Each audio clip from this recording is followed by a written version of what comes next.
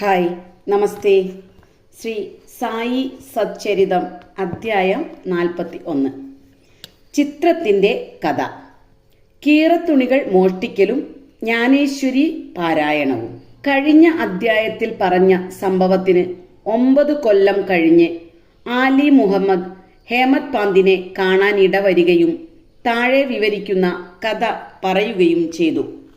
ഒരിക്കൽ ബോംബെയിലെ നിരത്തിൽ കൂടി നടക്കുമ്പോഴാണ് ഒരു വഴിക്കച്ചവടക്കാരനിൽ നിന്നും അയാൾ ചിത്രം വാങ്ങിയത്.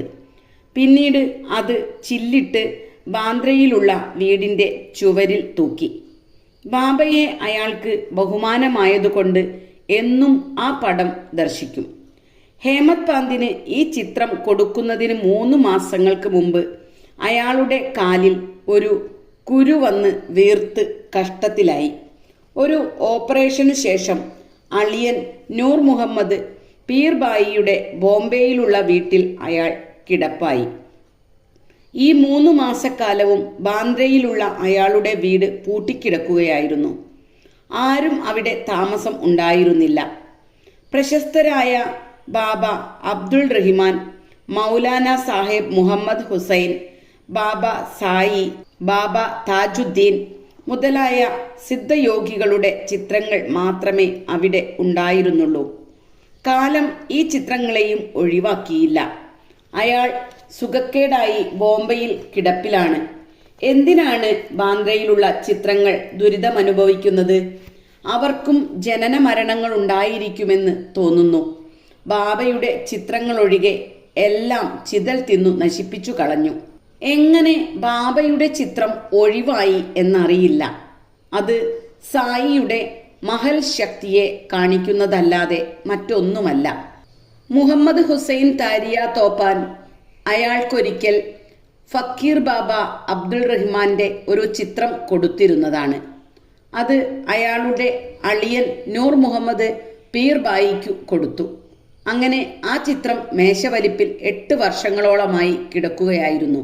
ഒരിക്കൽ അത് പീർബായി കണ്ട് അത് ഒരു ഫോട്ടോഗ്രാഫറുടെ കയ്യിൽ കൊടുത്തു. ആൾ വലിപ്പത്തിൽ എൻലാർജ് ചെയ്യിച്ച് എല്ലാ ബന്ധുക്കൾക്കും ഓരോ കോപ്പി കൊടുത്തു. അതാണ് ബാന്ദ്രയിലെ വീട്ടിൽ വെച്ചിരുന്നത്. നൂർ മുഹമ്മദ് ഫക്കീർ അബ്ദുറഹിമാന്റെ ശിഷ്യനായിരുന്നു. ഒരു പടം അദ്ദേഹത്തിന് തുറന്ന ദർബാറിൽ വെച്ച് കൊടുക്കാൻ ചെന്നപ്പോൾ ഗുരു കോപിച്ച് അയാളെ തല്ലാൻ തുനിയുകയും ആട്ടി പുറത്താക്കുകയും ചെയ്തു. അയാൾക്ക് വളരെ വ്യസനവും നിരാശയും തോന്നി. അയാൾക്ക് കുറെ പണം ചെലവായതിനു പുറമെ ഗുരുവിൻ്റെ കോപവും നേരിടേണ്ടി വന്നു. ഗുരുവിന് വിഗ്രഹാരാധന ഇഷ്ടമല്ലാത്തതിനാൽ അയാൾ ചിത്രവുമെടുത്ത് അപ്പോളോ ബന്ദറിൽ പോയി. ഒരു ബോട്ട് കൂലിക്കെടുത്ത് പുറംകടലിൽ പോയി അവിടെ ചിത്രം വലിച്ചെറിഞ്ഞ് വെള്ളത്തിൽ താഴ്ത്തി. അയാൾ പടം കൊടുത്തിരുന്ന എല്ലാ ബന്ധുക്കളിൽ നിന്നും അവ തിരിച്ചു വാങ്ങി. ഒട്ടാകെ 6 പടങ്ങൾ ഒരു മീൻപിടുത്തക്കാരനെ ഏർപ്പാടു ചെയ്ത് ബാന്ദ്രയിൽ വെച്ച് കടലിൽ ഇടുവിച്ചു. അന്നേരം ആലി മുഹമ്മദ് അയാളുടെ വീട്ടിൽ കിടപ്പിലായിരുന്നു. അയാളോട് എത്രയും വേഗം ഫക്കീർമാരുടെ ചിത്രങ്ങൾ കടലിൽ മുക്കിക്കളയുന്നുവോ അത്രയും വേഗം അയാൾക്ക് സുഖപ്പെടുമെന്ന് ഉപദേശിക്കുകയും ചെയ്തു. അതു കേട്ട് ആലി മുഹമ്മദ് തൻ്റെ മാനേജരെ അയച്ച് ബാന്ദ്രയിലെ വീട്ടിൽ നിന്ന് എല്ലാ പടങ്ങളും എടുപ്പിച്ച് കടലിലിടുകയും ചെയ്തു. ആലി മുഹമ്മദ് 2 മാസങ്ങൾ കൂടി കഴിഞ്ഞു വന്നപ്പോൾ ബാബയുടെ പടം മാത്രം ചുമരിൽ കണ്ട് അതിശയിച്ചു പോയി. അയാൾക്ക് അയാളുടെ മാനേജർ ഈ പടം മാത്രം എടുക്കാത്തതിൻ്റെ കാരണം മനസ്സിലായില്ല. ഉടനെ അത് എടുത്തു മാറ്റി അലമാരയിൽ വെച്ചു. അയാളുടെ അളിയനോ മറ്റോ കണ്ടാൽ ഉടനെ അതും നശിപ്പിക്കുമായിരുന്നു. ഇനി എന്തു ചെയ്യണമെന്നും ആരാണ് കേടുവരാതെ സൂക്ഷിക്കുക എന്നും ചിന്തിച്ചു കൊണ്ടിരുന്നപ്പോൾ സായിബാബ തന്നെ നിർദ്ദേശിച്ച പോലെ മൗലാന ഇസ്മു മുജാവറോട് അഭിപ്രായം ചോദിക്കുന്നതാണ് നല്ലതെന്ന് അയാൾക്ക് തോന്നി. അങ്ങനെ മൗലാനയെ കണ്ട് വിവരങ്ങളെല്ലാം പറഞ്ഞു. അവർ 2 പേരും കൂടി ആലോചിച്ച് ചിത്രം ഹേമത് പാന്തിന് കൊടുത്താൽ വേണ്ട പോലെ സൂക്ഷിച്ചു കൊള്ളുമെന്ന് നിശ്ചയിച്ചു. ഹേമത് പാന്തിന്റെ വീട്ടിൽ ചിത്രവുമായി എത്തിയത്. ഈ കഥ ബാബയ്ക്ക് ഭൂതവും ഭാവിയും വർത്തമാനവും ഒരുപോലെ അറിയാമായിരുന്നുവെന്നും കാര്യങ്ങൾ സമർത്ഥമായി കൈകാര്യം ചെയ്തു ഭക്തന്മാരുടെ ഇംഗിതങ്ങൾ സാധിപ്പിച്ചു കൊടുക്കുന്നു എന്നതുമാണ് കാണിക്കുന്നത്. അടുത്ത കഥ ആധ്യാത്മികമായ ഏതു പരിശ്രമവും ബാബയ്ക്കിഷ്ടമായിരുന്നുവെന്നും അതിലുള്ള എല്ലാ തടസ്സങ്ങളും നീക്കം ചെയ്തു ഭക്തന്മാരെ സഹായിച്ചിരുന്നുവെന്നും തെളിയിക്കുന്നതാണ്. കീറത്തുണി മോഷണവും ജ്ഞാനേശ്വരി പാരായണവും. ദഹനുവിലെ മംലത്ത്ദാറായിരുന്ന BV ദേവിന് ജ്ഞാനേശ്വരി വായിക്കണമെന്നാഗ്രഹമുണ്ടായിരുന്നു. ജ്ഞാനേശ്വറിൻ്റെ മറാത്തിയിലുള്ള പ്രശസ്തമായ ഗീതാ വ്യാഖ്യാനം.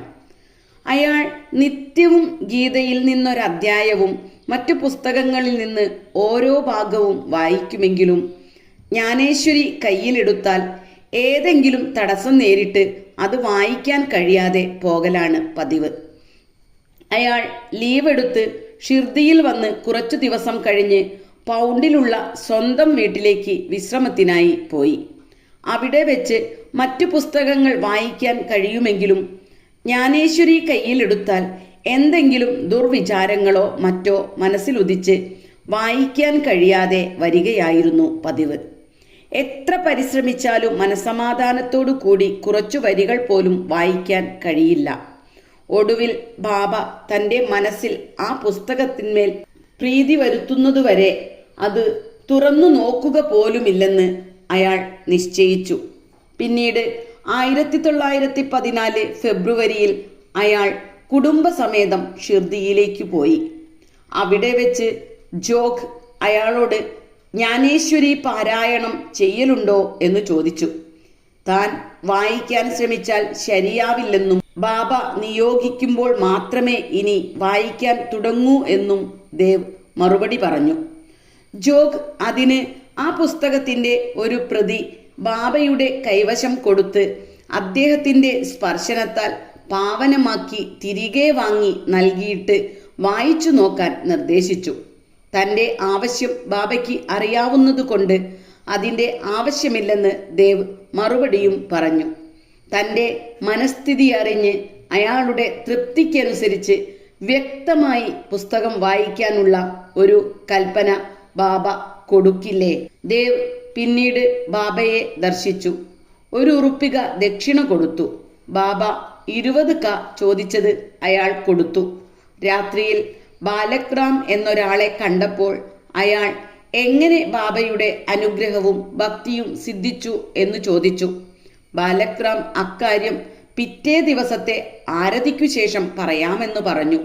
അടുത്ത ദിവസം ദേവ് ദർശനത്തിന് പോയപ്പോൾ ബാബ 20 ക ദക്ഷിണ ചോദിച്ചത് അയാൾ സന്തോഷത്തോടു കൂടി കൊടുത്തു. മസ്ജിദിൽ ധാരാളം ജനക്കൂട്ടം ഉണ്ടായിരുന്നതിനാൽ ദേവ് പോയി ഒരു മൂലയ്ക്കിരുന്നു.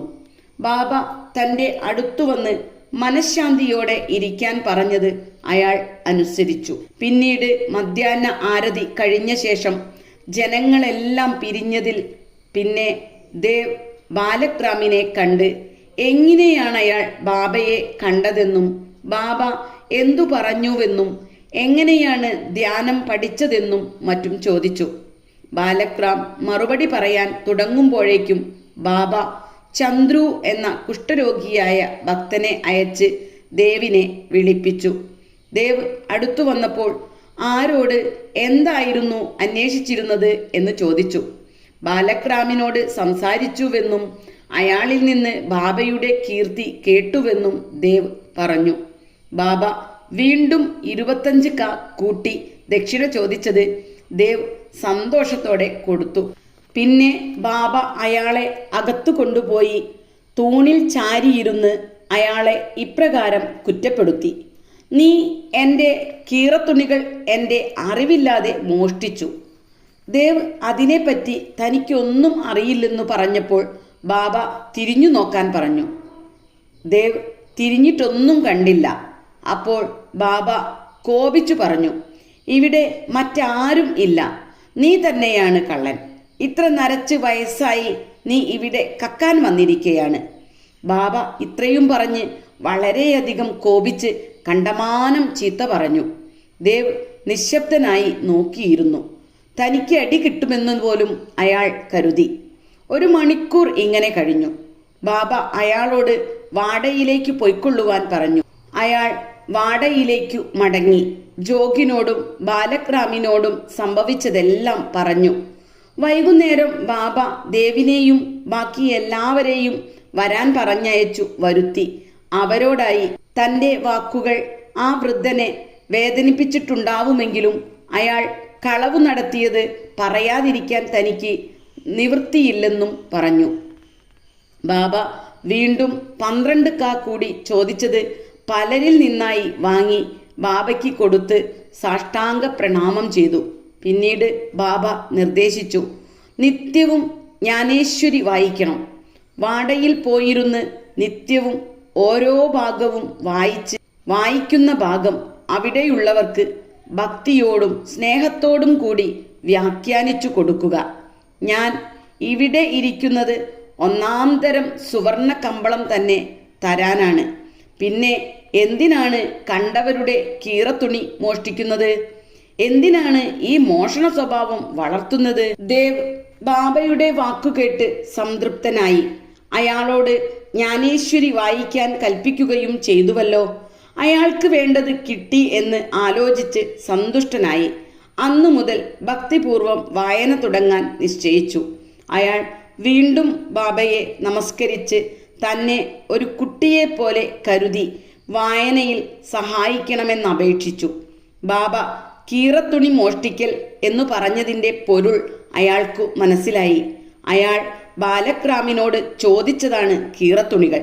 അയാളുടെ ആ ചോദിക്കൽ ബാബയ്ക്ക് ഇഷ്ടപ്പെട്ടില്ല. അദ്ദേഹം എല്ലാ ചോദ്യത്തിനും മറുപടി പറയാൻ തയ്യാറായിരിക്കെ അന്യരോട് ചോദിക്കുന്ന സ്വഭാവം അദ്ദേഹത്തിനു പിടിച്ചില്ല. അതാണ് ചീത്ത പറയാൻ കാരണം. ദേവിന് അയാളെ ചീത്ത പറഞ്ഞുവെന്നല്ല തോന്നിയത്. ബാബ എല്ലാ സംശയങ്ങളും തീർത്തു കൊടുക്കാൻ തയ്യാറാണെന്നും മറ്റുള്ളവരോട് വെറുതെ ചോദിക്കേണ്ട കാര്യമില്ലെന്ന് വ്യക്തമാക്കിയതാണെന്നുമാണ് അയാൾ വിശ്വസിച്ചത്. ഈ അധിക്ഷേപങ്ങളെ ബാബയുടെ പൂക്കളും അനുഗ്രഹങ്ങളുമായി കരുതി സന്തുഷ്ടിയോടും സംതൃപ്തിയോടും കൂടി വീട്ടിലേക്ക് മടങ്ങി. സംഗതി അവിടെ അവസാനിച്ചില്ല. വായിക്കാനുള്ള കൽപ്പന കൊടുത്തതോടുകൂടി ബാബ നിർത്തിയില്ല. 1 കൊല്ലത്തിലധികം അദ്ദേഹം ദേവിന്റെ അടുക്കൽ പോയി എത്ര കണ്ട് പുരോഗമിച്ചു എന്നന്വേഷിച്ചു. 1914 ഏപ്രിൽ 2 വ്യാഴാഴ്ച കാലത്ത് ബാബ അയാൾക്കൊരു സ്വപ്ന ദർശനം നൽകി.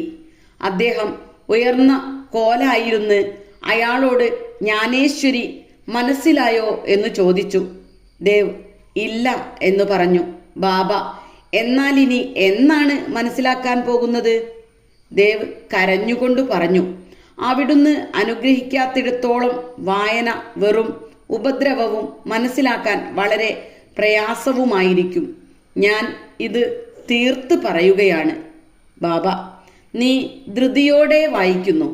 സാവധാനത്തിൽ എൻ്റെ മുന്നിലിരുന്ന് വായിക്കുക. ദേവ്, ഞാൻ എന്താണ് വായിക്കേണ്ടത്? ബാബ, അധ്യാത്മം വായിക്കൂ. ദേവ് പുസ്തകം കൊണ്ടുവരാൻ തുടങ്ങുമ്പോഴേക്കും ഉണർന്നുപോയി. ഈ ദർശനത്തിനു ശേഷം എത്രമാത്രം ആനന്ദവും സന്തോഷവുമാണ് ദേവിനുണ്ടായതെന്ന് വായനക്കാർ അനുമാനിച്ചാൽ മതി. ശ്രീ സായിയെ നമിക്കുവിൻ. ലോകശാന്തി ഭവിക്കട്ടെ.